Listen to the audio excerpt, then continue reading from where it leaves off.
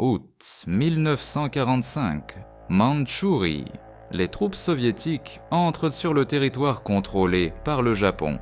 La guerre est presque terminée, mais ici, à la frontière d'Extrême-Orient, résonnent encore les dernières salves. Le sergent Ivan Petrovitch Gromov, 28 ans, tankiste du 3e front d'Extrême-Orient, conduit son T-34 à travers un col de montagne. L'équipage. Le mécanicien conducteur Satchka, 19 ans. Le tireur Kolia 2, le chargeur Vitka, 20 ans. Tout jeunes, tous veulent rentrer chez eux. La guerre dure depuis 5 ans. Ivan combat depuis 41, Stalingrad, Koursk, Berlin. Il a survécu par miracle. 3 blessures, 2 commotions, 28 chars allemands détruits à son actif, décoré de l'ordre de l'Étoile rouge, de la médaille pour la bravoure, proposé pour le titre de héros de l'Union soviétique. Mais la proposition s'est perdue dans les papiers d'état-major. Peu importe. L'essentiel est de survivre et de rentrer chez soi dans la région de Tambov, où attend sa mère, Anna Sergeyevna, 62 ans, seule sans son mari qui est mort en 42 sous Redjev. Le 9 août, le char de Gromov saute sur une mine japonaise à 20 km du village mandchou de Heihekun. Une explosion d'une force terrible. La chenille est arrachée. Le moteur brûle, la tourelle est bloquée. Satchka meurt instantanément, un éclat dans la tête. Kolia perd son sang. Blessure par balle au ventre, il meurt au bout de 10 minutes dans les bras d'Ivan. Vitka est commotionné, n'entend pas, ne parle pas, regarde dans le vide. Ivan le tire du char en flammes, le traîne sur son dos dans la forêt. Autour, les obus éclatent, les balles sifflent. Les Japonais reculent, mais résistent désespérément. Il marche 2 jours à pied à travers les montagnes et la taïga.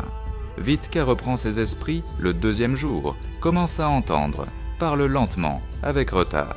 Ils se sont perdus. Pas de carte, pas de boussole, pas de contact avec l'unité. Ils s'orientent au soleil, vont vers l'ouest où doivent être les leurs. Ils mangent des baies, boivent l'eau des ruisseaux.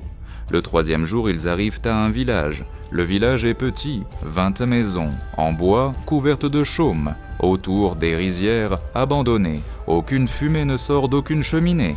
Un silence de mort. Ivan entre prudemment à l'intérieur, fusil d'assaut prêt. Vitka le suit, se tient à l'épaule d'Ivan.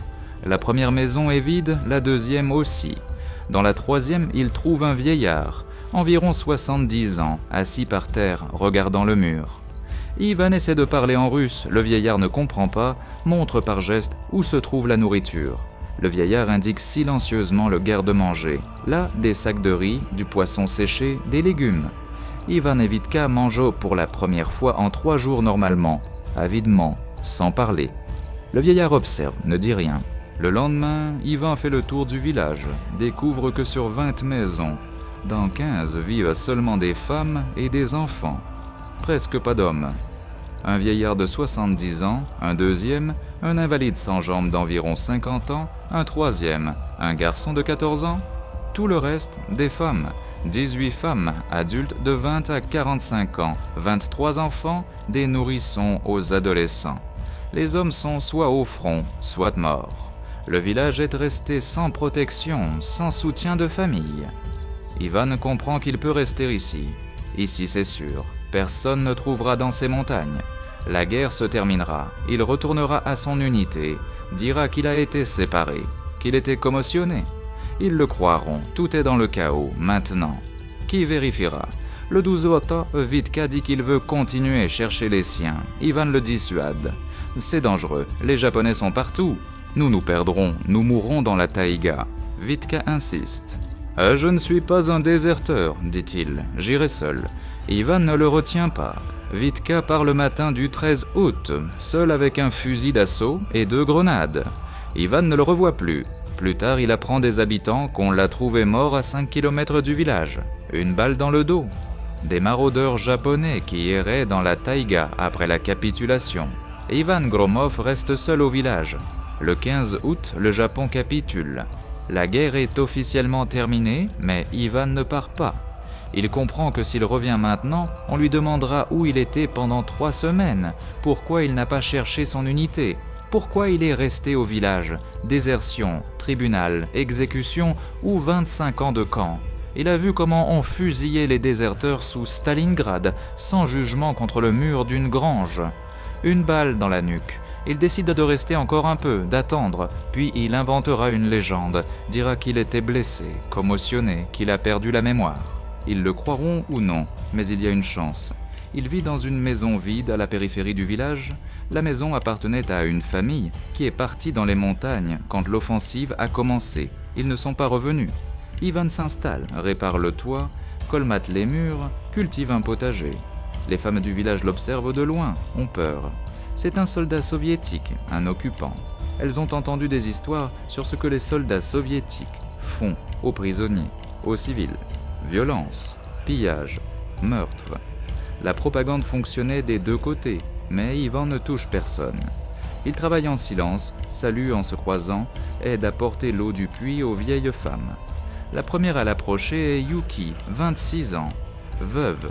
Son mari est mort en 1943 quelque part aux Philippines. 2 enfants, un garçon de 5 ans et une fille de 3 ans. Elle est maigre, épuisée, en vêtements déchirés. Elle vient le soir, frappe à la porte. Ivan ouvre, la voit avec un ballot dans les mains. Elle parle en japonais, il ne comprend pas. Elle montre par geste. Elle déroule le ballot, à l'intérieur du riz, du poisson, des légumes. Elle propose de la nourriture en échange d'aide. Sa maison s'effondre, le toit fuit, l'hiver approche, il faut réparer. Ivan comprend, hoche la tête, va avec elle, examine la maison. Le toit est vraiment troué, les poutres sont pourries. Il travaille 3 jours, répare le toit, change les poutres, colmate les murs. Yuki le nourrit, le remercie par de profondes révérences. Les enfants regardent bonnement le grand soldat russe avec curiosité et peur. Le 4e jour, Yuki revient, cette fois sans nourriture, se tient sur le seuil, regarde par terre, parle doucement en japonais. Ivan ne comprend pas les mots, mais comprend le sens à l'intonation. Elle s'offre. Il reste silencieux longtemps. La guerre lui a appris beaucoup, mais ne lui a pas appris comment refuser une femme prête à se donner pour un morceau de pain et une protection. Il la laisse entrer, elle reste pour la nuit, part le matin sans rien dire. Elle revient 3 jours plus tard, puis encore 1 semaine après. Cela devient régulier, elle apporte de la nourriture, il donne protection. Le sexe comme monnaie de survie. Aucun amour, seulement un marché. Les 2 parties comprennent les conditions. Septembre 1945, la 2e femme, Mizuki, 32 ans, aussi veuve, 3 enfants. Son mari est mort en 1942 en Birmanie. Elle voit que Yuki va chez Ivan. Elle voit que Yuki a cessé d'avoir faim, que ses enfants sont mieux habillés. Elle vient chez Ivan elle-même, propose le même marché. Ivan accepte. Maintenant, 2 femmes. Il n'avait pas prévu cela, mais les circonstances dictent les règles.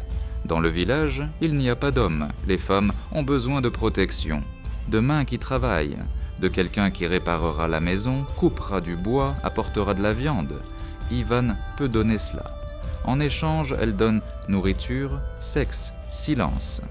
Personne ne signale aux autorités soviétiques qu'un déserteur vit au village. Octobre.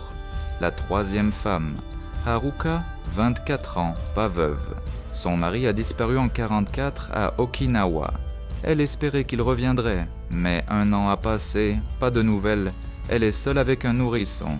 Le lait disparaît à cause de la faim. L'enfant pleure jour et nuit. Haruka vient chez Ivan désespéré, montre l'enfant, pleure, demande de la nourriture. Ivan donne du riz, de la viande séchée. Elle remercie, part, revient 1 semaine plus tard. Cette fois, elle comprend que la nourriture seule ne suffit pas, il faut plus. Elle reste pour la nuit, devient la 3e. Le village se tait, les femmes savent ce qui se passe, mais ne jugent pas. La guerre a bouleversé toutes les notions de morale. La survie est plus importante que les convenances.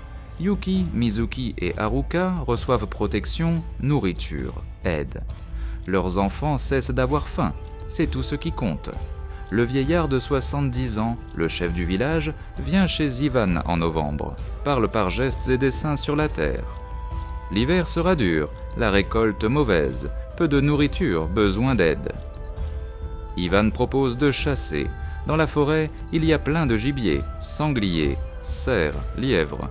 Il sait tirer. Le chef accepte. Ivan commence à chasser, apporte de la viande, la partage avec le village. Son statut change. Maintenant, il n'est pas simplement un occupant, pas simplement un soldat, il est un pourvoyeur. On commence à le respecter. Décembre 1945, la 4e femme, Ayaka, 39 ans, veuve avec 4 enfants. Son mari est mort en 37 en Chine. Elle a survécu seule 8 ans. Maintenant, ses forces sont à bout. Le bois s'épuise, il n'y a rien pour chauffer. Les enfants ont froid, elle vient chez Ivan, demande de l'aide pour couper du bois. Il coupe pendant 3 jours, empile le bois sous sa maison. Elle remercie, propose de rester. Il reste, devient le 4e. Janvier 1946. Ivan Gromov vit au village depuis 5 mois. 4 femmes viennent régulièrement chez lui ou il va chez elles. L'emploi du temps est spontané, mais tous comprennent les règles tacites. Yuki les lundis et jeudis, Mizuki les mardis et vendredis, Haruka les mercredis, Ayaka les samedis. Dimanche, jour libre, Ivan travaille, chasse, répare les maisons, coupe du bois. Les femmes cuisinent, lavent ses vêtements, prennent soin. Ce n'est pas une famille, c'est une coopérative de survie. Chacun reçoit ce dont il a besoin. Personne ne pose de questions inutiles. La neige monte jusqu'aux genoux, la température tombe à -15 la nuit. Les maisons sont mal chauffées, on économise le bois, les enfants tombent malades. Chez Yuki, la plus jeune fille tousse du sang, tuberculose. Pas de médicaments, la ville la plus proche est à 80 km à travers les montagnes. En hiver, on ne peut pas y aller. La fillette meurt en février. Yuki pleure 3 jours sans arrêt. Ivan est assis à côté, silencieux. Il ne sait pas comment consoler. La guerre lui a appris à tuer, pas à consoler. Il enterre la fillette au cimetière du village. Une petite tombe sous un pin. Yuki place une plaque en bois avec le nom. Ivan creuse la tombe lui-même. La terre est gelée. Creuser est difficile. Les mains en sang. Mais il creuse parce que c'est sa seule façon d'aider. Mars, la neige fond. Le printemps arrive lentement. Ivan comprend que les autorités soviétiques trouveront tôt ou tard le village, recenseront la population, vérifieront les documents, chercheront les déserteurs. Il faut se préparer. Le chef aide. Il dit qu'il dira aux autorités qu'Ivan est arrivé au village blessé, commotionné, qu'il a perdu la mémoire. Ils se sont occupés de lui, l'ont soigné. Maintenant, la mémoire est revenue. Il est prêt à retourner à l'armée. La légende est simple, difficile à vérifier. Ivan est reconnaissant. Il apprend des mots japonais, des phrases de base. Merci, bonjour. Oui, non, nourriture, eau, maison. Yuki lui enseigne patiemment, corrige la prononciation, rit quand il écorche les mots. C'est le premier rire après la mort de sa fille. Avril 1946. La 5e femme, Satsuka, 21 ans, la plus jeune. Son mari a disparu en 1945. La dernière lettre est arrivée en juillet. Il écrivait que son unité était envoyée à Sakhalin. Plus rien. Satsuka est enceinte, 5 mois. L'enfant est de son mari, conçu avant son départ. Elle a peur d'accoucher seule. Dans le village, il n'y a pas de sage-femme. La vieille sage-femme est morte en hiver d'une pneumonie. Satsuka demande à Ivan d'être là quand commencera l'accouchement. Pas pour le sexe, pour le soutien. Ivan ne comprend pas comment il peut aider à un accouchement. Il est soldat, pas médecin, mais il accepte. Il promet d'être là. Mais une patrouille soviétique arrive au village, 3 soldats, un lieutenant. Ils vérifient les maisons, interrogent les habitants par l'intermédiaire d'un interprète. L'interprète est coréen, parle mal japonais, mais ils se comprennent. Le lieutenant demande s'il y a dans le village des soldats soviétiques, des déserteurs, des fugitifs. Le chef répond calmement. Il y avait un soldat, arrivé en automne, blessé, commotionné, ne se souvenait pas qui il était. Le village l'a soigné, la mémoire est revenue récemment, il est ici. Le lieutenant exige qu'on l'amène. Ivan sort de la maison, salue, se présente. Sergent Gromov Ivan Petrovitch, 3e front d'Extrême-Orient. Troupes blindées. Le char a sauté sur une mine le 9 août. L'équipage est mort, commotionné, mémoire perdue.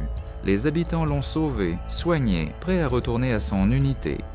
Le lieutenant regarde avec suspicion, vérifie les documents.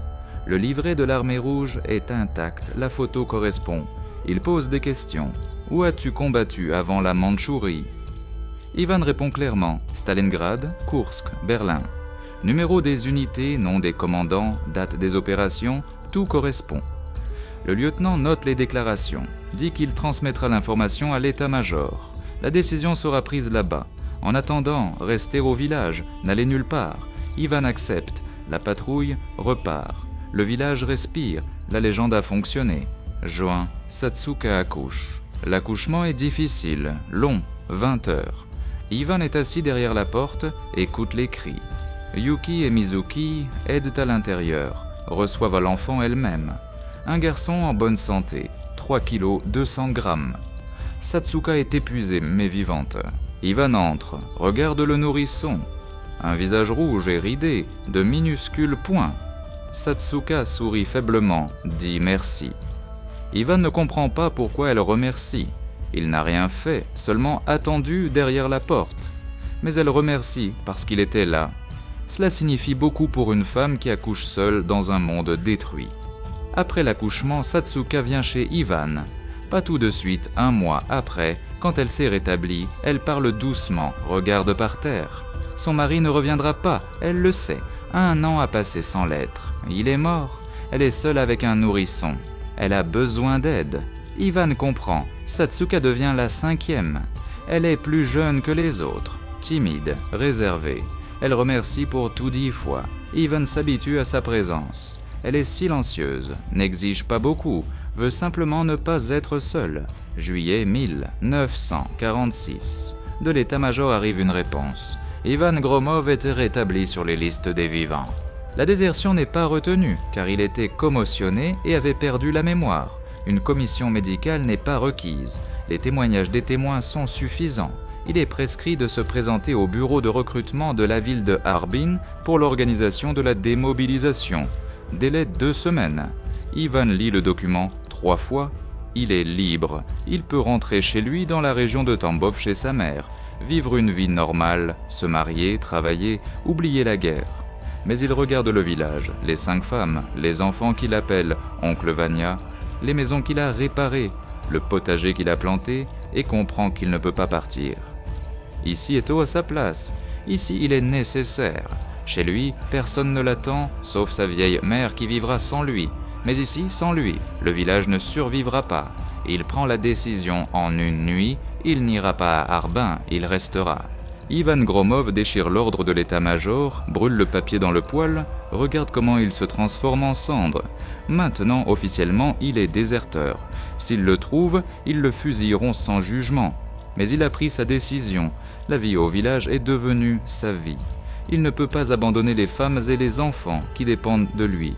Le chef apprend la décision d'Ivan, reste silencieux 3 jours, puis vient, s'assoit en face, regarde longtemps dans les yeux, dit par l'intermédiaire de Yuki, qui comprend déjà un peu le russe. « Tu restes pour toujours. » Ivan hoche la tête, « Pour toujours. » Le chef sort une bouteille de vodka de riz, verse 2 tasses, ils boivent en silence. C'est un rituel. Et Ivan fait maintenant partie du village. Pas un invité, ni un travailleur temporaire. L'un des leurs. Août. La 6e femme. Keiko, 35 ans, veuve. Son mari est mort en 1939 en Mongolie dans les combats à Khalkhin-Gol. 3 enfants, tous des garçons de 12, 10 et 8 ans. L'aîné aide au champ, le moyen garde les chèvres, le plus jeune est encore petit, joue avec des jouets en bois. Keiko est une femme forte, travailleuse, silencieuse. 9 ans, elle a vécu seule, n'a demandé d'aide à personne.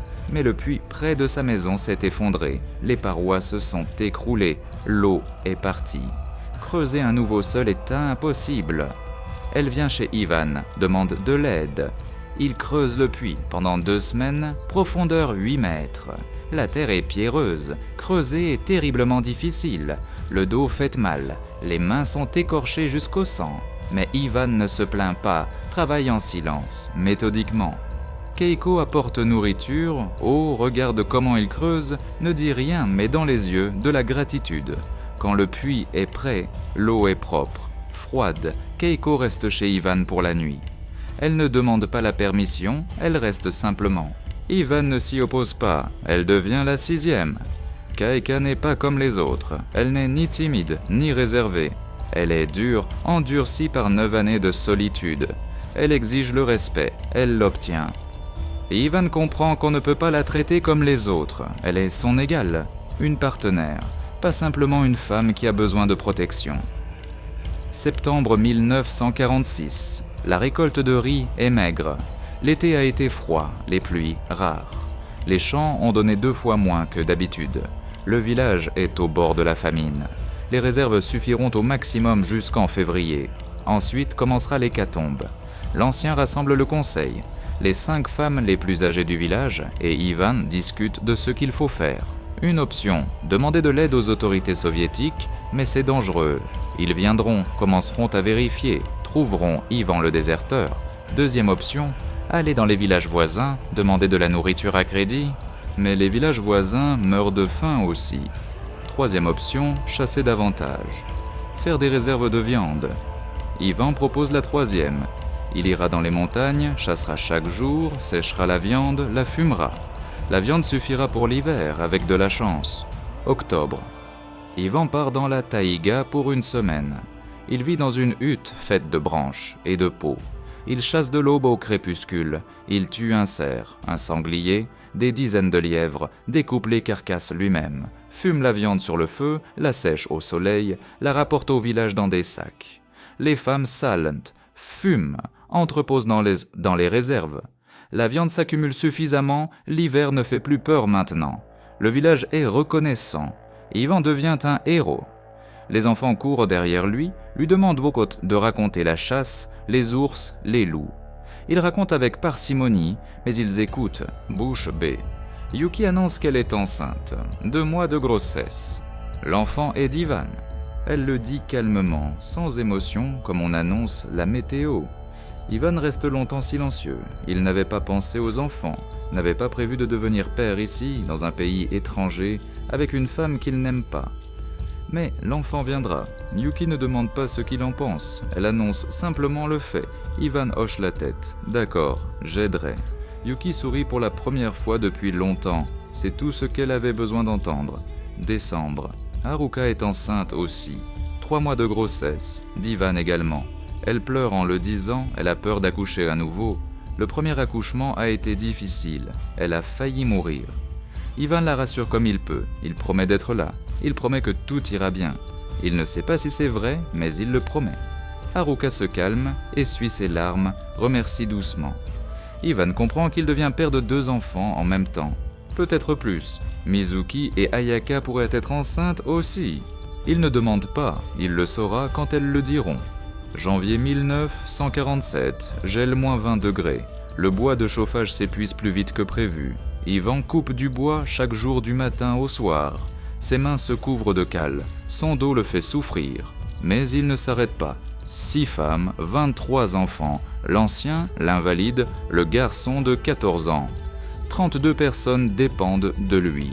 Il ne peut pas les décevoir. Il coupe du bois, le transporte sur son dos, l'empile devant chaque maison. Les femmes voient comment il travaille. Elles voient qu'il ne se plaint pas, ne demande pas de reconnaissance. Le respect grandit. Février. Mizuki annonce qu'elle est enceinte. 1 mois de grossesse. Le 3e enfant d'Ivan. Elle le dit au dîner quand les 6 femmes sont réunies chez lui. Maintenant, elles se rassemblent parfois ensemble, mangent, parlent. Une famille étrange. Un homme, 6 femmes, aucune jalousie, aucune dispute. Toutes comprennent la situation, l'acceptent. La survie ne laisse pas de place pour la romance et les drames. Quand Mizuki parle de sa grossesse, les autres hochent la tête, la félicitent calmement. Ivan reste assis en silence, digère l'information. 3 enfants, bientôt ce sera une grande famille. Mars. Ayaka est la 4e enceinte, 6 semaines de grossesse. Elle est plus âgée que les autres. 39 ans, elle craint les complications. À son âge, l'accouchement est plus dangereux, mais il n'y a pas le choix. L'enfant viendra. Ivan est maintenant officiellement père de 4 futurs enfants, plus 23 non biologiques qui vivent dans le village. Il devient le chef d'une immense famille qu'il n'avait pas prévue. La nuit, il est allongé sur le futon, regarde le plafond, pense à la vie.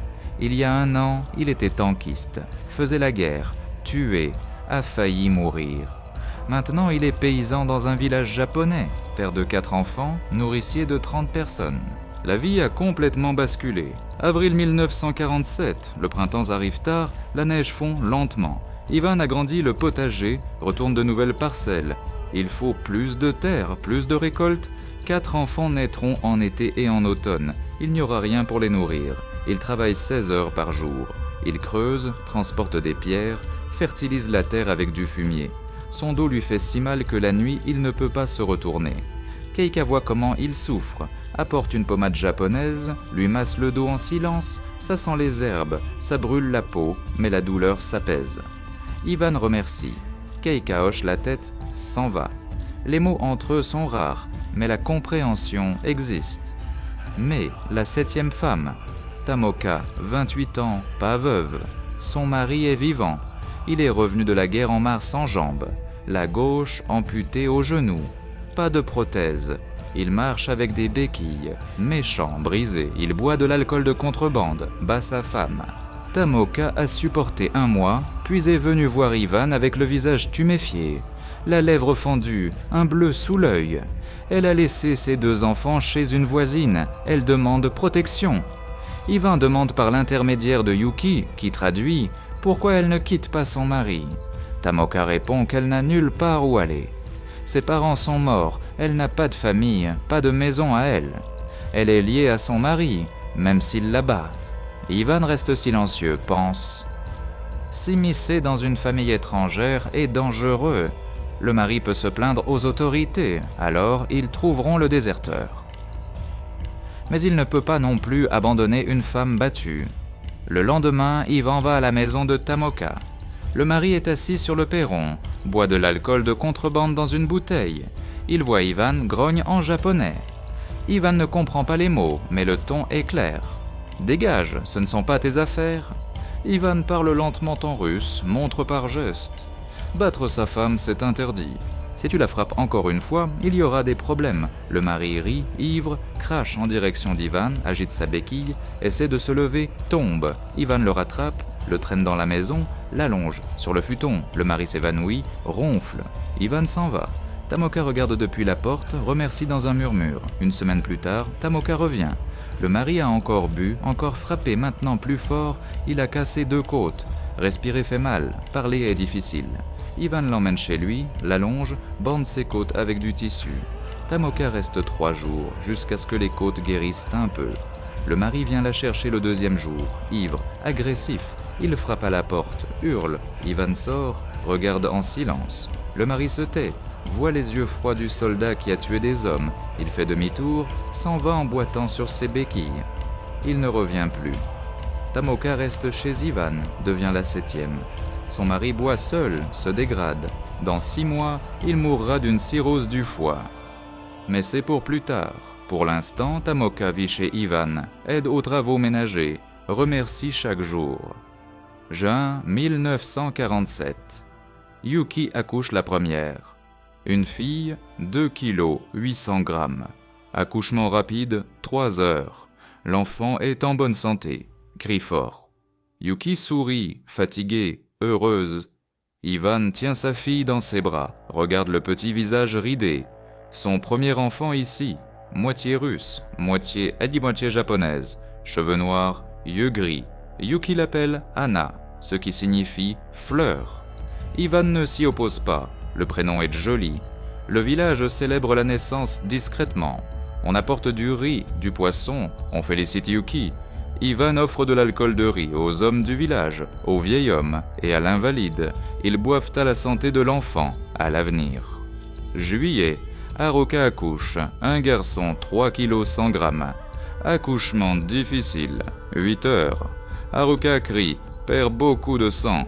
Yuki et Mizuki aident, arrêtent avec le saignement, recoudent les déchirures avec une aiguille et du fil de fortune. Haruka perd connaissance, reprend conscience 1 heure plus tard.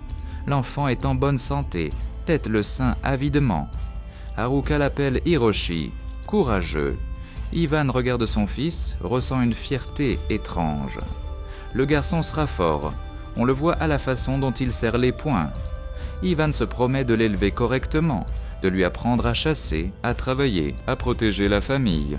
Août, Mizuki accouche. Une fille, 3 kilos, accouchement de difficulté moyenne, 5 heures. L'enfant est en bonne santé, calme, pleure à peine. Mizuki l'appelle Emi, beauté bénie. Ivan tient sa deuxième fille. Il pense à quelle vitesse sa vie s'est remplie d'enfants. 3 enfants, en 2 mois, un autre viendra en automne. Dayaka. 4 enfants biologiques, plus 23 non biologiques. 27 enfants dont il est responsable. La responsabilité pèse, mais il ne se brisera pas. Il a traversé Stalingrad, il a traversé Berlin. Élever des enfants est plus facile que survivre à la guerre. Septembre 1947. Ayaka accouche en dernier, un garçon, 2 kg 500 grammes. Accouchement très difficile, 12 heures. Ayaka a 40 ans, son organisme ne tient pas. L'hémorragie est forte, on la perd presque. Ivan est assis derrière la porte, écoute les cris. Pour la première fois depuis longtemps, il prie. Il ne sait pas qui, il ne croit pas au Dieu, mais il prie. Il demande qu'Ayaka survive, que l'enfant survive. La prière fonctionne ou c'est simplement la chance? Ayaka survit. L'enfant est vivant, faible mais vivant. Ayaka l'appelle Takeshi, courageux. Ivan tient son fils, voit comme il est petit, fragile, promet de le protéger, de le faire grandir fort. Octobre. 4 nourrissons dans le village. Hana, Hiroshi, Emi, Takeshi. Tous d'Ivan. Le village le sait, l'accepte. Personne ne juge. La guerre a changé les règles. Un homme, 7 femmes, 4 enfants de lui. C'est la nouvelle réalité. Ivan construit une pièce supplémentaire à sa maison. Il faut plus d'espace. Les femmes aident, transportent des planches, enfoncent des clous, travaillent ensemble en silence, efficacement. Une famille étrange, mais une famille. Novembre, une patrouille soviétique revient au village. Un autre lieutenant, jeune, environ 25 ans, vérifie les documents, interroge les habitants, demande s'il y a des soldats soviétiques. L'ancien répète la même légende. Il y en avait un, commotionné, qui a perdu la mémoire. Maintenant, il travaille au village. Il aide. Le lieutenant exige de le voir. Ivan sort, fait le salut militaire. Le lieutenant regarde longuement, avec suspicion. Il voit 4 nourrissons, 7 femmes qui vivent autour d'un seul homme.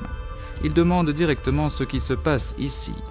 Ivan répond calmement. « J'aide le village à survivre. Il n'y a pas d'homme, quelqu'un doit travailler. » Le lieutenant fronce les sourcils, mais ne discute pas. Il rédige un rapport, s'en va. Ivan comprend que la prochaine fois, il pourrait venir avec des questions plus sérieuses. Décembre 1947. L'hiver est à nouveau rigoureux. Ivan coupe du bois, chasse, approvisionne le village. Les 4 nourrissons grandissent, grossissent, crient la nuit.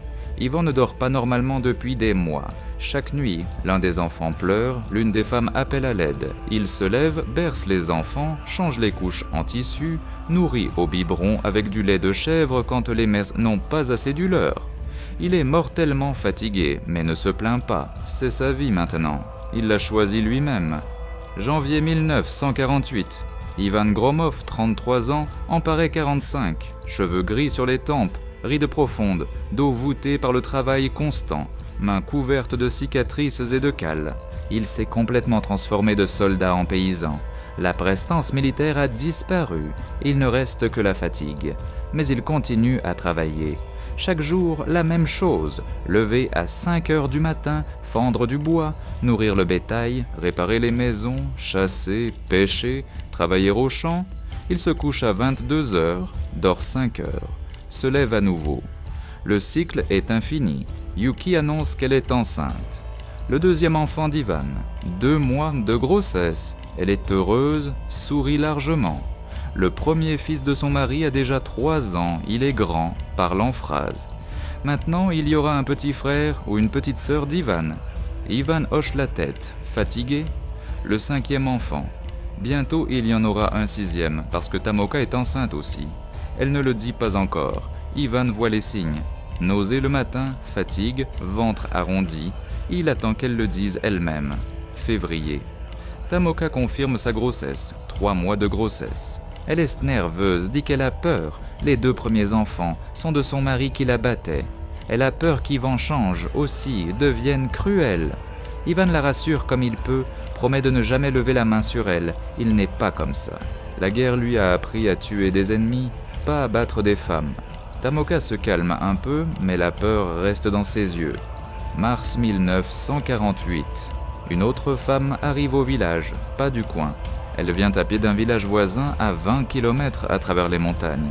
Reika, 31 ans, veuve avec 2 enfants. Son mari est mort en 1945 à Okinawa. Leur village a été abandonné par tous ceux qui pouvaient partir. Il ne reste que les vieillards qui ne veulent aller nulle part, qui attendent pour la mort. Reika a entendu dire que dans ce village, il y a un soldat soviétique qui aide les veuves, donne du travail, nourrit les enfants. Elle a décidé de venir demander de l'aide. Elle arrive avec 2 enfants, un garçon de 7 ans et une fille de 5 ans, maigres, en haillons, affamés. Ivan les regarde, se voit en 1941 quand il traversait la guerre, affamé et perdu. Reika demande du travail, de la nourriture, un toit. Elle est prête à faire n'importe quel travail, à faire tout ce qu'on lui dira. Ivan regarde les 7 femmes qui vivent au bout déjà avec lui, leur demande leur avis. Yuki dit qu'il faut aider, Keika est d'accord, Mizuki hoche la tête. Les autres se taisent, mais ne s'opposent pas. La décision est prise, Reika reste. Ivan construit pour elle une petite maison à côté de la sienne. Il travaille 1 semaine, assemble avec de vieilles planches et de la paille. La maison est minuscule, mais le toit ne fuit pas, les murs gardent la chaleur. Reika pleure de reconnaissance, s'incline profondément, promet de travailler, de ne pas décevoir. Avril. Reika devient la 8e femme. Elle n'est ni timide comme Yuki, ni dure comme Keika. Elle est silencieuse, reconnaissante, soumise. Elle fait tout ce qu'on lui demande, ne se plaint pas. Elle travaille au champ du matin au soir, lave, cuisine, s'occupe des enfants des autres comme des siens. Ivan voit son zèle, la respecte. 1 mois plus tard, elle vient le voir, s'offre à lui. Pas par calcul, mais par reconnaissance. Ivan accepte. Reika devient partie de l'étrange famille. 8 femmes, 1 homme, 29 enfants si on compte tous. Mais 1948. Yuki accouche. Une fille, 3 kg, 200 grammes. Accouchement facile, 4 heures. L'enfant est en bonne santé, calme. Yuki l'appelle Yuri, lisse. Ivan tient sa 5e fille, ou 4e. Il se perd déjà dans le compte. Hana, Emi, maintenant Yuri. 3 filles, c'est sûr. 2 fils, Hiroshi et Takeshi. 5 enfants, bientôt 6 de Tamoka. Juin. Keika annonce qu'elle est enceinte. Inattendue, elle a 37 ans. Elle pensait qu'elle ne pourrait plus avoir d'enfants. 4 fils adultes de son premier mari. Le dernier a 14 ans. Mais la grossesse est confirmée. 2 mois de grossesse. Keika n'est ni joyeuse ni triste. Elle accepte comme un fait. Il y aura encore un enfant. On l'élèvera. Ivan acquiesce en silence. Le 6e. Le 7e bientôt de Tamoka. Juillet 1948. Tamoka accouche. Un garçon, 3 kg 400 grammes. Accouchement de difficulté moyenne, 6 heures. L'enfant est gros, fort. Tamoka l'appelle Kenji, en bonne santé, 2e fils. Ivan tient son fils, voit comme il est grand comparé aux autres. Il sera fort, comme son père. Tamoka sourit pour la première fois sincèrement depuis qu'elle a quitté son mari. Elle est heureuse. Ivan est content pour elle. Août, la patrouille soviétique vient pour la 3e fois. Nouveau commandant, un capitaine strict, soupçonneux. Avec lui 10 soldats, un camion. Inspection sérieuse. Le capitaine interroge tous les habitants du village séparément. Il vérifie les maisons, les granges, note tout dans un carnet. Il arrive à Ivan, demande les documents. Ivan montre son livret de l'armée rouge, usé mais authentique. Le capitaine vérifie, pose des questions. Pourquoi n'êtes-vous pas retourné en URSS? Pourquoi vivez-vous dans un village japonais? Combien d'enfants avez-vous avec des femmes locales?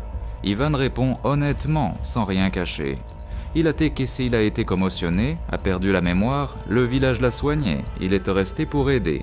5 enfants biologiques, 24 non biologiques. Je les nourris tous, j'aide tout le monde. Le capitaine note, fronce les sourcils. Il dit que ce n'est pas normal. Un soldat soviétique ne doit pas vivre avec des japonaises, engendrer des sang-mêlés. C'est une honte pour l'armée rouge. Ivan se tait, ne discute pas, ne se justifie pas. Le capitaine regarde les enfants, les femmes, le village qui vit normalement grâce à un seul homme. Il soupire, dit qu'il écrira un rapport à Moscou. La décision sera prise là-bas. En attendant, restez sur place, attendre les instructions. Il repart, le village se fige. Ivan comprend qu'on peut lui ordonner de rentrer, ou l'arrêter pour désertion, ou le fusiller, mais il ne peut rien faire, seulement attendre. Septembre 1948. Pas de réponse de Moscou. Ivan continue de vivre, de travailler. Yuki est enceinte à nouveau. Le deuxième enfant d'Ivan, 1 mois de grossesse. Elle ne se réjouit pas particulièrement, considère cela comme une chose ordinaire. Haruka est enceinte aussi, le 3e enfant. Mizuki est enceinte, le 3e.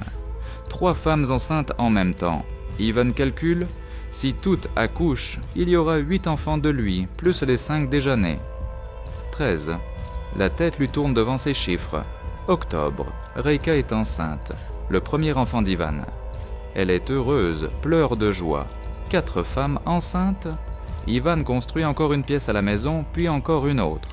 La maison se transforme en longue baraque avec de nombreuses pièces, où vivent toutes les femmes et les enfants. Ivan dort dans la pièce centrale par terre. Les femmes viennent à tour de rôle. L'emploi du temps est tacite, mais toutes le respectent. Aucune jalousie, aucun scandale. Toutes comprennent qu'être jalouse est stupide. Ivan est seul, les femmes sont 8. Il faut partager. Novembre 1948. Keika accouche, une fille, 2 kg 900. Accouchement rapide, 3 heures. À 37 ans, elle accouche plus facilement qu'à 20 ans. L'expérience. L'enfant s'appelle Sakura, fleur de cerisier. Ivan tient sa 6e fille ou 5e. Il se trompe encore. Plus de filles que de fils. 3 fils, c'est sûr. Hiroshi, Takeshi, Kenji. Beaucoup de filles. Les prénoms se mélangent. Anna, Emi, Yuri, Sakura, 4, 5. Ivan ne se souvient plus. Trop d'enfants. Décembre. De Moscou arrive une réponse. Un document officiel, caché, signature d'un général. Le texte est court. Le sergent Gromov AFP est libéré de ses obligations militaires en raison d'une commotion et d'une perte de mémoire. Il est autorisé à résider sur le territoire du Japon occupé pour apporter de l'aide à la population locale dans le cadre de la politique d'internationalisme.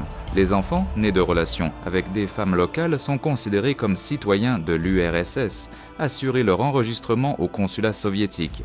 Ivan relit 3 fois, il est libre officiellement. Moscou a autorisé de vivre ici, a autorisé les enfants, a même ordonné de les enregistrer. Il n'est plus déserteur, il est internationaliste.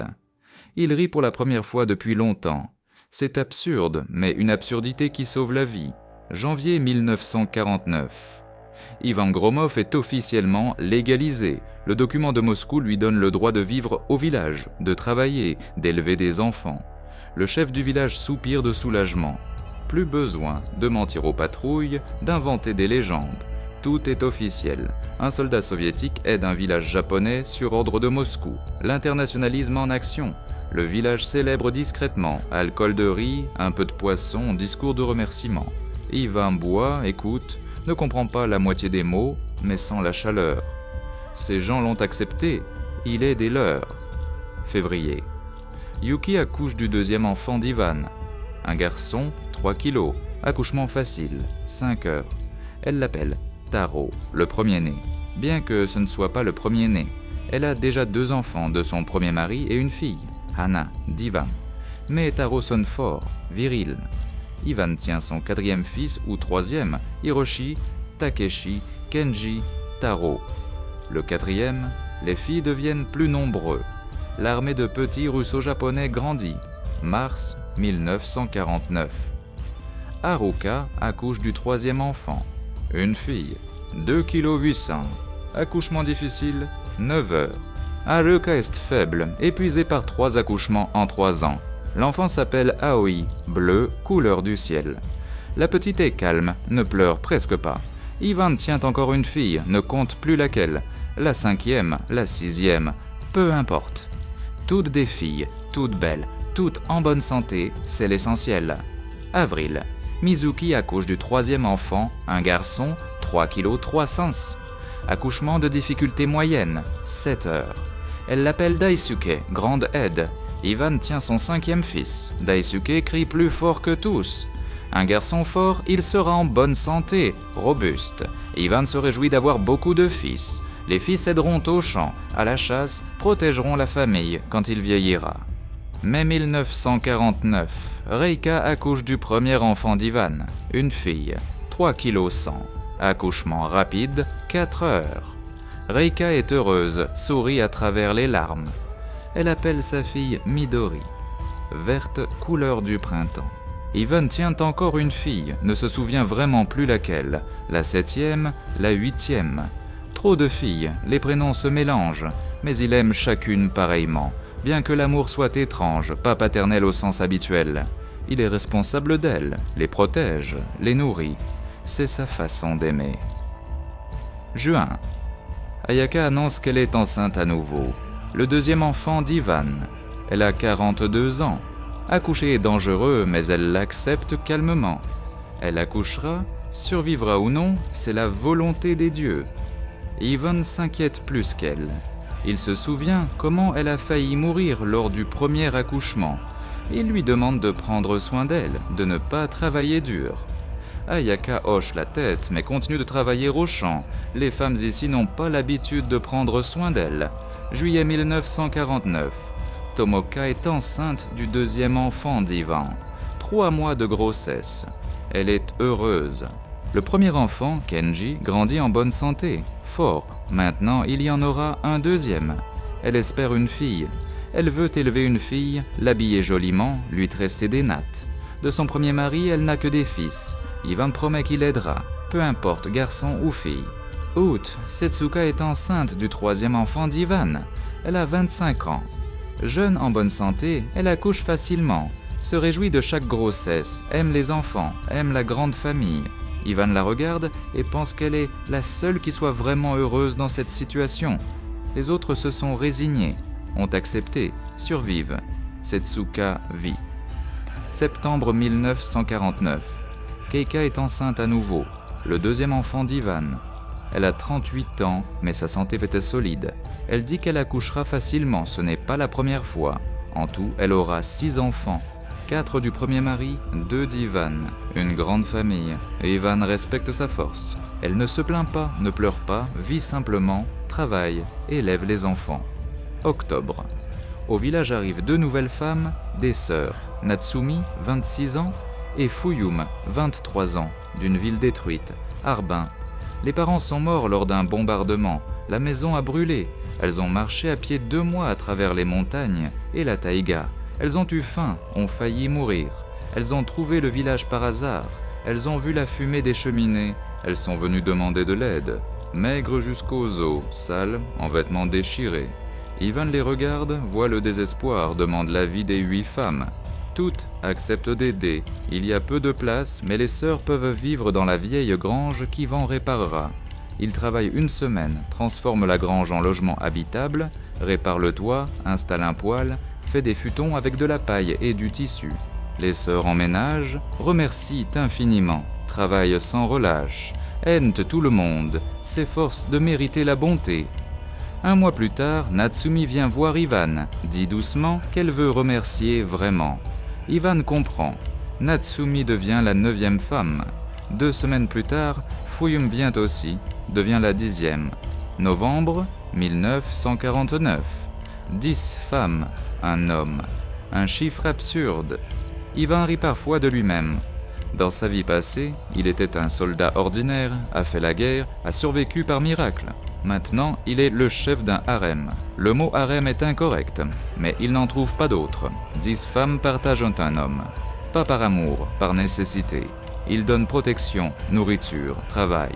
Elle donne sexe, soins, gratitude. Un marché honnête, tous sont satisfaits.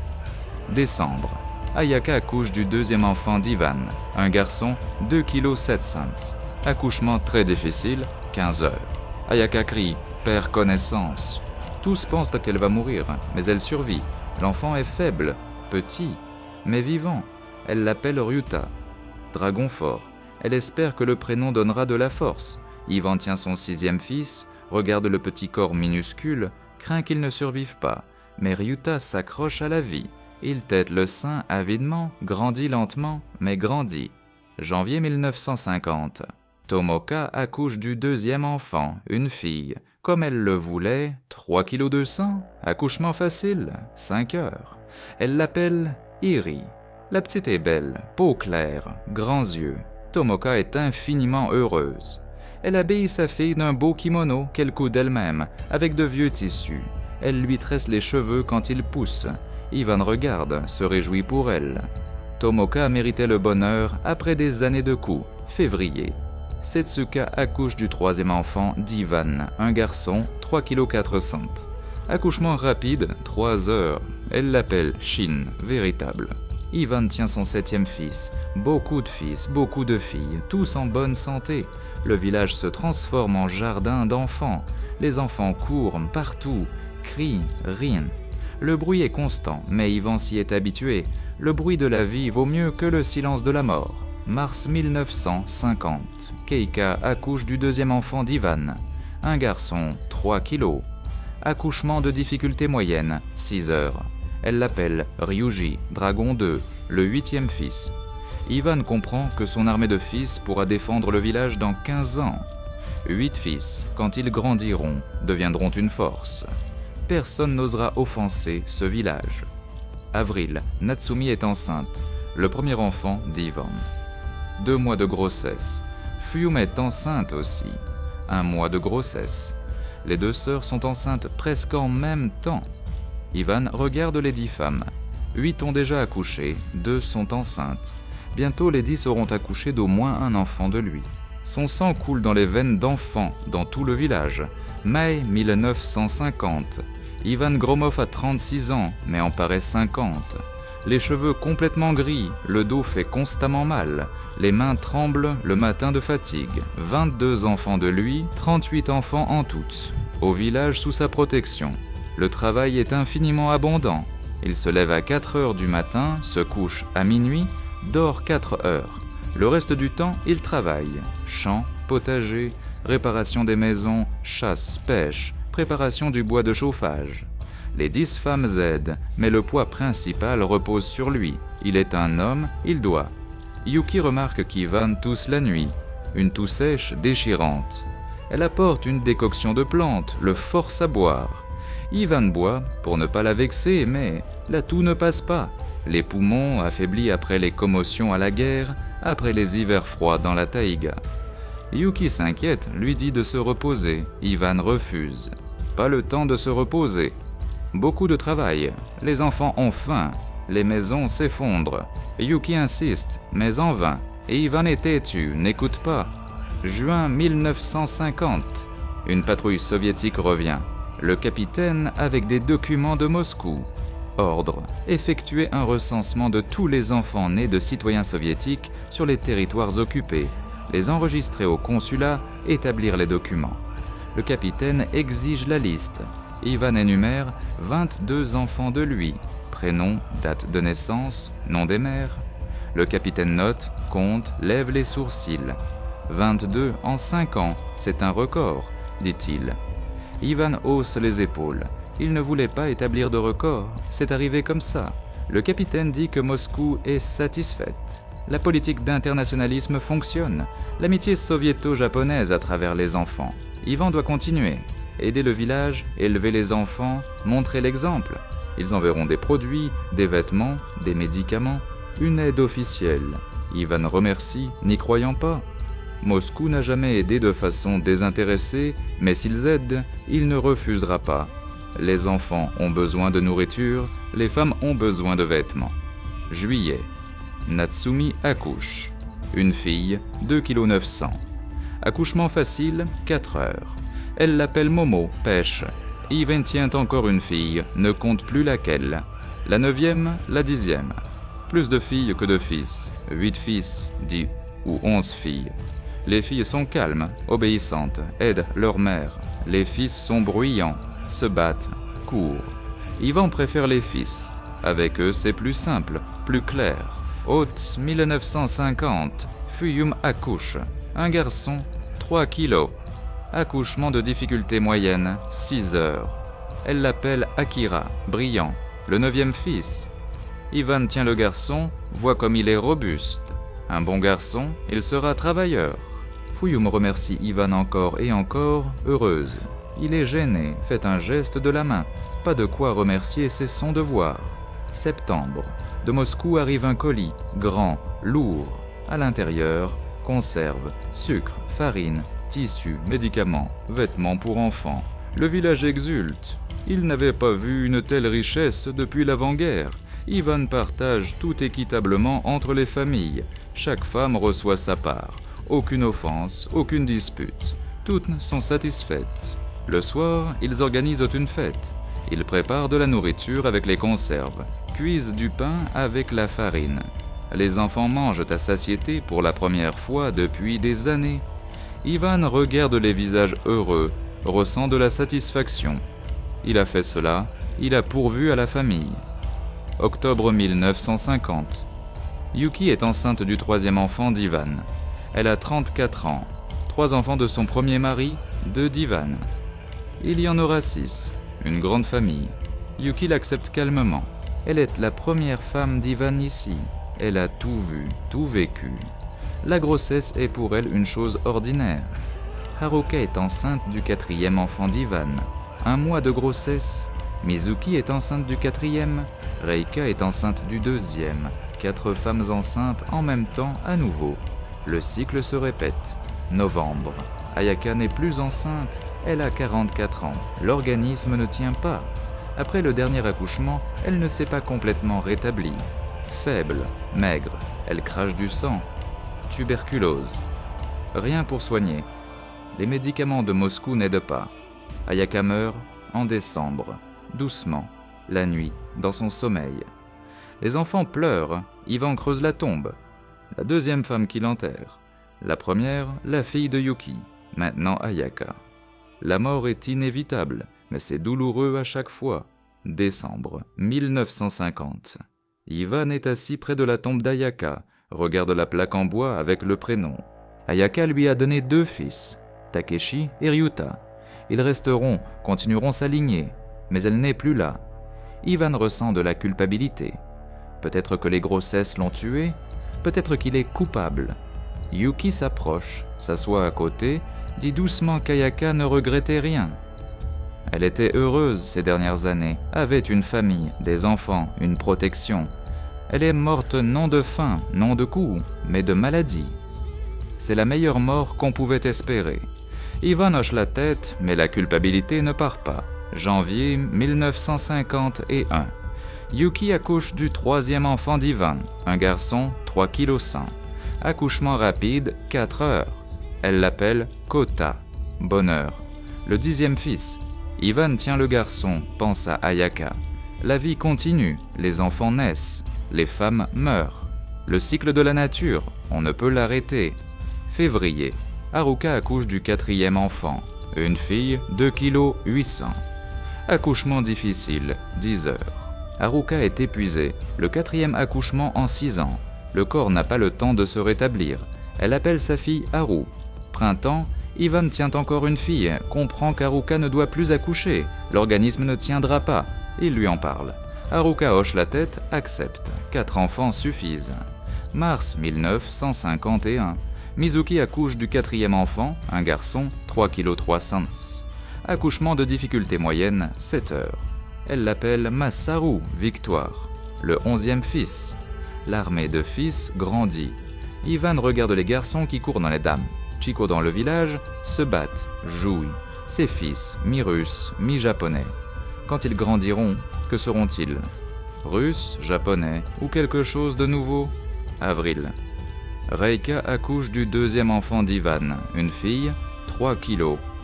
Accouchement facile, 5 heures. Elle l'appelle Nana, 7, parce qu'elle est la 7e fille d'Ivan. De toutes les femmes, Ivan n'est pas sûr du compte, mais ne discute pas. Reika est heureuse, c'est plus important. Mai 1951. Tomoka est enceinte du 3e enfant d'Ivan. Setsuka est enceinte du 4e. Keika est enceinte du 3e. Natsumi est enceinte du 2e. Fuyum est enceinte du 2e. 5 femmes enceintes en même temps. Ivan calcule, si toutes accouchent, ce sera plus 5 enfants. Au total 30 de lui. 30 enfants, un chiffre incroyable. Lui seul a créé toute une génération. Juin. Le capitaine de Moscou revient, apporte encore un colis, plus grand que le précédent. Conserves, farine, sucre, vêtements, chaussures pour enfants, jouets. Il dit que Moscou est très satisfaite. Ivan Gromov est un internationaliste exemplaire, élève des enfants soviéto-japonais, renforce l'amitié des peuples. Il sera décoré d'une médaille. Ivan sourit avec ironie. Médaille pourquoi? Pour avoir couché avec 10 femmes et engendré des enfants? Le capitaine dit sérieusement. Oui, exactement pour cela. La politique est plus importante que la morale. Ivan hausse les épaules, accepte la médaille, un bout de papier avec un ruban, inutile, mais les enfants aimeront le regarder. Juillet 1951. Ivan est assis le soir sur le perron, regarde le village. 10 maisons ont la lumière allumée, les enfants crient, les femmes préparent le dîner. Sa famille. Étrange, immense, mais une famille. Il a traversé la guerre, survécu à la mort de camarades, s'est perdu dans la taïga, a trouvé le village, est resté, a créé une nouvelle vie à partir des débris de l'ancienne. Pas un héros, pas un méchant, juste un homme qui voulait survivre et a aidé les autres à survivre. Il regarde le coucher du soleil, fume une cigarette roulée, pense à l'avenir. 30 enfants grandiront, peut-être plus. Les femmes jeunes accoucheront encore de 50, 100. Combien vivra-t-il? 10 ans, 20? Vivra-t-il jusqu'à la vieillesse ou mourra-t-il plutôt de maladie, de fatigue? Il ne sait pas. Il vit un jour à la fois, c'est la seule façon de ne pas devenir fou. Août 1951. Tamoka accouche du 3e enfant d'Ivan, un garçon de 3 kg 200. Accouchement facile, 5 heures. Elle l'appelle Yuto, personne douce. 12e fils. Tamoka est heureuse. Elle a maintenant 3 enfants d'Ivan, 2 de son premier mari, 5 enfants. La maison est pleine de vie, de bruit, de rire. Ivan regarde son visage heureux, se souvient comment elle est venue avec le visage tuméfié, se débattait, demandait protection. Maintenant elle sourit. Il lui a donné une nouvelle vie. Septembre. Sitsuka accouche du 4e enfant d'Ivan, une fille de 3 kilos. Accouchement rapide, 3 heures. Sitsuka accouche plus facilement que toutes, jeune, en bonne santé. Elle appelle sa fille Rin. Digne. Ivan tient une autre fille, 12e, 13e. Il a arrêté de compter, les filles sont toutes belles, ressemblent à leur mère, mais avec des traits russes. Nez hauts, yeux clairs. Chez certaines, le mélange de sang donne des résultats intéressants. Octobre 1951. Keika accouche du 3e enfant d'Ivan, une fille de 2 kg 900, accouchement de difficulté moyenne, 7 heures. Elle l'appelle Kaore. Parfum. Keika est fatiguée, elle a 39 ans, 7 enfants en tout, 4 de son premier mari, 3 d'Ivan. Elle dit qu'elle ne veut plus accoucher, l'organisme est usé. Ivan est d'accord, n'insiste pas. Keika a donné suffisamment. Novembre. Natsume accouche du 2e enfant d'Ivan, un garçon de 3 kg 5. Accouchement facile, 4 heures. Elle l'appelle Ayata, faucon. 13e fils. Ivan tient le garçon, voit des bras forts, un corps solide. Bon garçon, il sera chasseur. Natsume s'est fière, sourit. Sa sœur Fuyuma à côté tient son fils Akira. 2 sœurs, 2 fils du même homme. Étrange, mais elles sont heureuses. Décembre 1951. Fuyuma accouche du 2e enfant. Une fille de 3 kg 200, accouchement de difficulté moyenne, 6 heures. Elle l'appelle Yuna, jeune, tendre. Ivan reçoit la fille, la berce dans ses bras, 32e enfant de lui, chiffre énorme, irréel. Il a créé toute une tribu, le village est maintenant à moitié de son sang. Janvier 1952. Ivan est malade, température sous 40. Tout avec du sang, ne peut pas se lever du futon. Yuki s'occupe de lui, donne des décoctions, applique des compresses froides. Les autres femmes viennent, s'assoient à côté, se taisent. Les enfants regardent dans la chambre, effrayés. Papa Vania est malade. Ivan reste couché 3 semaines. Délire. Voit la guerre, les camarades morts, les chars en feu. Il appelle des noms, crie. Les femmes le tiennent, le calment. Après 3 semaines, la température baisse. Ivan survit, mais perd 10 kilos. Maigre, faible, marche à peine. Il récupère pendant 2 mois. Mars. Ivan travaille à nouveau, mais plus lentement. Moins de force, le dos fait plus mal, les mains tremblent. 38 ans, mais il se sent comme à 60. La guerre, la taïga, les années de travail dur l'ont vieilli avant l'heure. Yuki dit qu'il faut moins travailler, plus se reposer. Ivan refuse. Pas le temps de se reposer, les enfants grandissent, ont faim chaque jour, le travail ne diminue pas. Avril 1952, Yuki est enceinte du 4e enfant d'Ivan. Elle a 35 ans, 6 enfants en tout. Yuki ne se réjouit pas, ne s'attriste pas, accepte comme une évidence. Encore un enfant, encore un accouchement, encore une bouche à nourrir. Mizuki est enceinte du 5e enfant, Tamoka est enceinte du 4e. 3 femmes sont enceintes. Ivan pense que le cycle ne finira jamais. Tant que les femmes sont jeunes, elles accoucheront, impossible d'arrêter. Mai. Une autre femme arrive au village, vieille, 65 ans, veuve. Les enfants sont morts à la guerre, elle est restée complètement seule. Leur village a été inondé pendant une crue. La maison a été emportée, les biens ont disparu. Elle a marché à pied pendant un mois, a eu faim, a failli mourir. Elle a trouvé ce village, demande refuge. Ne demande pas de travail, ne demande pas de sexe. Juste un endroit où mourir au chaud, pas sur la route. Ivan permet de rester. Les femmes s'occupent de la vieille, la nourrissent, lui donnent un coin. Dans une des maisons, la vieille remercie, pleure. Elle vit 3 mois, meurt dans son sommeil en août, tranquillement, paisiblement. Ivan l'enterre au cimetière. 3e tombe qu'il creuse. Juin 1952. Le fils aîné d'Ivan, Hiroshi, 7 ans, commence à aider son père. Il porte du bois, tire de l'eau du puits, travaille au champ. Petit, maigre, mais appliqué. Ivan lui apprend à chasser, fabrique un petit arc, des flèches avec des branches. Hiroshi apprend à tirer sur des cibles, rate 100 fois, touche 1 fois. Ivan le félicite, dit qu'il est bien. Hiroshi sourit, s'applique davantage. Juillet, la fille Anna, 6 ans, aide sa mère Yuki. Elle prépare le riz, fait la lessive, s'occupe des plus jeunes enfants. Fille sérieuse, silencieuse, responsable. Ivan est fier d'elle. Hana ressemble à sa mère. Forte, silencieuse, travailleuse, elle sera une bonne femme. Août 1952. Yuki accouche du 4e enfant d'Ivan. Une fille de 3 kilos. Accouchement de difficulté moyenne, 8 heures. Yuki est fatiguée. 4e accouchement en 7 ans. Elle appelle sa fille Sho, papillon. Ivan tient encore une fille. Il comprend qu'il y a plus de filles que de fils maintenant. 13 fils, 15 ou 16 filles. Les filles sont calmes, ne demandent pas beaucoup d'attention. Les fils sont bruyants, se battent toujours, cassent les choses. Ivan regrette parfois qu'il y ait tant de fils. Septembre. Mizuki accouche du 5e enfant d'Ivan.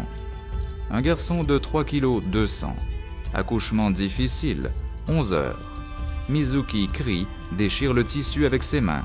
5e accouchement le plus difficile. Le corps est usé. L'enfant s'appelle Sosora, ciel, 14e fils. Ivan tient le garçon, pense que Mizuki ne doit plus accoucher. Il le lui dit. Mizuki est d'accord, pleure de soulagement. Octobre 1952. Tamoka accouche du 4e enfant d'Ivan, une fille de 2 kg 800. Accouchement rapide, 4 heures.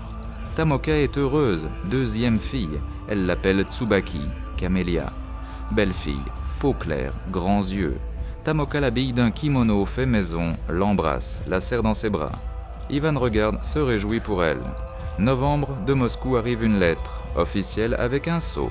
Ivan Gromov est décoré de l'Ordre de l'Amitié des Peuples pour sa contribution exceptionnelle au renforcement des relations soviéto-japonaises et à l'éducation de la jeune génération. À la lettre est joint l'ordre, lourd, métallique, beau. Ivan le regarde, sourit ironiquement. Ordre pour avoir couché avec des femmes et engendré des enfants. Absurde. Mais absurde qui donne protection. Avec l'ordre, on ne le touchera pas. On ne l'accusera pas de désertion. Il est un héros, officiellement. Décembre 1952. Ivan est assis le soir près du poêle, regarde le feu. 35 enfants de lui, 10 femmes, 7 ans au village. Une vie qu'il n'a pas planifiée, n'a pas voulu, mais une vie qu'il a acceptée. Il n'est plus Ivan Gromov, tankiste de l'armée rouge. Il est père de 35 enfants, mari de 10 femmes, nourricier du village. Son passé est mort en 1945, quand le char a sauté sur une mine. Une nouvelle vie est née. Étrange, difficile, mais une vie. Yuki s'assoit à côté, pose la tête sur son épaule. Ils se testent ensemble, regardent le feu.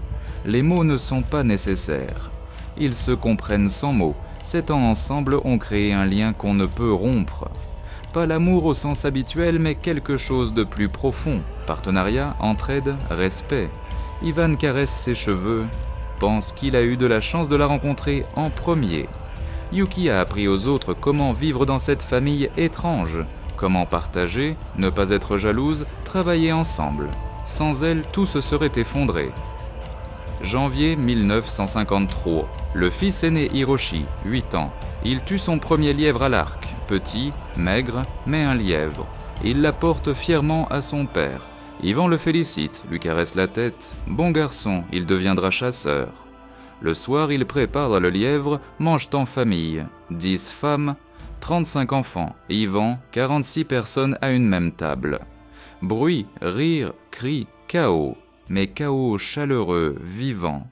Ivan regarde les visages, comprend que c'est sa famille, la plus grande famille du monde peut-être, et il l'a créée lui-même. Février 1953, Ivan se réveille la nuit d'une douleur à la poitrine, aiguë, perçante, comme un coup de couteau. Il ne peut pas respirer, appeler par la bouche. Yuki se réveille, appelle les autres femmes. Toutes les 10 accourent, s'agitent autour, donnent de l'eau, frottent la poitrine. La douleur se relâche progressivement. Ivan reste couché, transpire d'une sueur froide, comprend que le cœur lâche. La guerre, les contusions, les années de travail dur ont pris leur dû. Il a 39 ans, mais le cœur d'un vieillard. Les femmes restent assises autour jusqu'au matin, ne dorment pas, ont peur qu'il meure. Ivan ne meurt pas, mais comprend qu'il reste peu de temps. Mars. Ivan travaille moins, non pas parce qu'il veut, mais parce qu'il ne peut pas. Pas de force. Les douleurs à la poitrine reviennent chaque semaine. Les fils aînés prennent plus de travail sur eux. Hiroshi, 8 ans, coupe du bois, tire de l'eau. Tara, 6 ans, aide au champ. Daisuke, 5 ans, garde les chèvres. Les garçons travaillent sérieusement, ne jouent pas, comprennent que le père est malade. Il faut aider. Ivan les regarde, est fier. Les fils grandissent forts, responsables. Quand il mourra, ils continueront à nourrir la famille. Avril 1953. Shitsuka est enceinte du 5e enfant d'Ivan. Elle a 28 ans. Jeune, accouche facilement, se réjouit de la grossesse, comme toujours. Natsume est enceinte du 3e. Reika est enceinte du 3e. 3 femmes sont enceintes. Ivan pense que ce sont les derniers enfants de lui. Le cœur ne tiendra pas encore plusieurs années. Bientôt il mourra. 38 enfants, peut-être il y en aura 40. Il n'aura pas le temps pour plus. Mais le capitaine soviétique vient à nouveau, regarde Ivan, voit comme il est maigre, pâle, malade. Il demande si un médecin est nécessaire. Ivan refuse. Les médecins n'aideront pas. Le cœur est détruit. Le capitaine insiste. Il dit que Moscou a envoyé un docteur spécialement. Cardiologue militaire, bon spécialiste. Le docteur arrive une semaine plus tard, examine Ivan, écoute le cœur, mesure la tension. Il secoue la tête. Le cœur fonctionne à 20%. Il a subi 2 infarctus, ne le savait pas. Il reste à vivre 1 an, maximum 2. Il faut du calme, du repos, des médicaments. Ivan écoute en silence, 1 an ou 2. Pas beaucoup, mais suffisant pour voir les derniers enfants, apprendre au fils aîné tout ce qu'il sait. Juin 1953. Ivan apprend au fils aîné à chasser, pêcher, réparer les maisons, travailler au champ. Il transmet toutes les connaissances, se dépêche. Peu de temps. Hiroshi, 8 ans, mais intelligent, il comprend vite. Il mémorise comment poser des pièges, comment traquer un cerf, comment dépecer une carcasse. Tara apprend plus lentement, mais est appliqué. Daisuke, 5 ans, trop petit pour la chasse, mais apprend à travailler au champ. Kota, 4 ans, Ryuta, 3 ans, Kenji, 5 ans. Tous apprennent. Ivan transforme ses fils en hommes avant l'heure. Il n'y aura pas d'enfance, pas le temps. Il faut survivre. Juillet. Les filles aussi apprennent. Anna, 7 ans. Elle cuisine, fait la lessive, s'occupe des plus jeunes. Amy, 6 ans, aide sa mère. Yuri, 5 ans, travaille au potager. Toutes les filles travaillent, aident. Ivan les regarde, pense qu'elles seront de bonnes épouses, mères, fortes, travailleuses, comme leur mère. Août 1953. Sitsuka accouche du 5e enfant d'Ivan, un garçon de 3 kg, 300. Accouchement facile, 4 heures. Elle l'appelle Reine Lotus. 15e fils. Ivan tient le garçon, comprend que c'est l'un des derniers. Bientôt il n'aura plus la force de tenir les enfants, les bercer, jouer. Il faut apprécier chaque moment. Septembre. Natsume accouche du 3e enfant, une fille de 3 kg. Accouchement de difficulté moyenne, 7 heures. Elle l'appelle Ayame, Iris. Ivan tient la fille, la berce, chuchote qu'il l'aimera, la protégera tant qu'il vivra. Ensuite les fils continueront. Octobre 1953. Reika accouche du 3e enfant d'Ivan, un garçon de 2 kg 900. Accouchement difficile, 10 heures. Reika est faible après l'accouchement, récupère longtemps. Elle appelle son fils Isamu, courageux, 16e fils. Ivan tient le garçon, le soulève à peine. Les bras faibles, tremblent. Il comprend que c'est vraiment le dernier enfant. Il ne pourra plus. Novembre, Ivan rassemble tous les enfants, 38 personnes. Les aînés sont assis devant, les plus jeunes dans les bras des mères. Il parle lentement en russe. Yuki traduit en japonais. Il dit qu'il mourra bientôt. Il ne faut pas pleurer, la mort est naturelle. Il a vécu une bonne vie, a survécu à la guerre, a créé une famille. Les fils aînés sont maintenant les chefs. Hiroshi, Tara, Daisuke doivent nourrir la famille, protéger les mères et les plus jeunes. Ils y arriveront, il leur a tout appris. Les filles d'Amphe doivent aider les mères, travailler, ne pas se plaindre. Tous doivent en arrêter ensemble, ne pas se disputer, ne pas se diviser entre les leurs et les autres. Tous sont frères et sœurs, tous sont une seule famille. Les enfants écoutent en silence, les plus jeunes ne comprennent pas, les aînés pleurent doucement. Ivan embrasse chacun, les embrasse sur le front, dit qu'il les aime. Il ne sait pas exprimer l'amour par des mots, mais maintenant il dit « Il n'y aura plus de temps pour dire au revoir ». Décembre 1953. Ivan faiblit rapidement, reste couché sur le futon la plus grande partie de la journée. Les femmes d'hommes font des tours de garde, le nourrissent, donnent un peu des médicaments. Les enfants entrent, s'assoient à côté, lui tiennent la main. Ivan les regarde, mémorise les visages. 38 visages. Certains lui ressemblent, traits russes, yeux clairs, nez haut. Certains ressemblent aux mères. Visage japonais, cheveux noirs, yeux sombres. Tous beaux, en bonne santé, vivants. Son héritage. Janvier 1954. Ivan meurt. Tranquillement, la nuit dans son sommeil. Yuki est couché à côté, lui tient la main, sent comment la main refroidit, cesse de serrer ses doigts. Elle pleure sans bruit, ne réveillera pas les autres. Le matin, elle annonce « Les femmes pleurent, les enfants sanglotent ».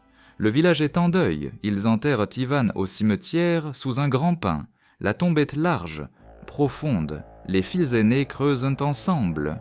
Hiroshi, Tara, Daisuke, Kota. Ils travaillent en silence, les larmes coulent sur leur visage. Ils descendent le corps dans la tombe, recouvrent de terre, posent une plaque en bois en russe et en japonais.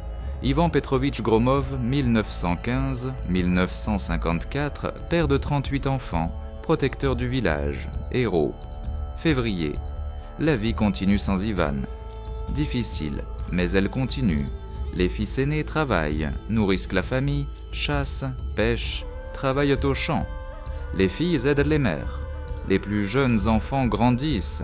Les femmes restent ensemble, ne se disputent pas, s'entraident. La famille étrange ne s'est pas effondrée après la mort du chef. Elle est devenue plus forte. Tous comprennent qu'ils ne survivront qu'ensemble. Mars 1954. De Moscou arrive une lettre. Condoléances pour la mort d'Ivan Gromov. Remerciements pour le service. Pension pour les enfants, 50 roubles par mois pour chaque enfant. 38 enfants, 1900 roubles par mois, somme énorme. Le village devient riche, ils achètent de la nourriture, des vêtements, construisent de nouvelles maisons. La vie s'améliore. Avril, Hiroshi, 9 ans. Il devient chef de famille. Jeune mais responsable, il travaille comme un adulte, résout les problèmes, s'occupe des plus jeunes. Yuki aide avec des conseils, mais Hiroshi prend les décisions lui-même. Ivan lui a appris à être un homme. Hiroshi ne déçoit pas. Mai 1954. Le capitaine de Moscou vient une dernière fois, vérifie les enfants, note les noms, délivre les documents. Certificat de naissance soviétique pour tous les 38, maintenant officiellement citoyen de l'URSS. Le capitaine dit qu'Ivan Gromov a accompli un exploit, a créé un pont entre les peuples. Les enfants grandiront, vivront dans les deux pays, renforceront l'amitié. Sa mémoire vivra éternellement. Il part. Plus personne de Moscou ne vient. Le village est oublié. Mais l'argent arrive chaque mois, oui.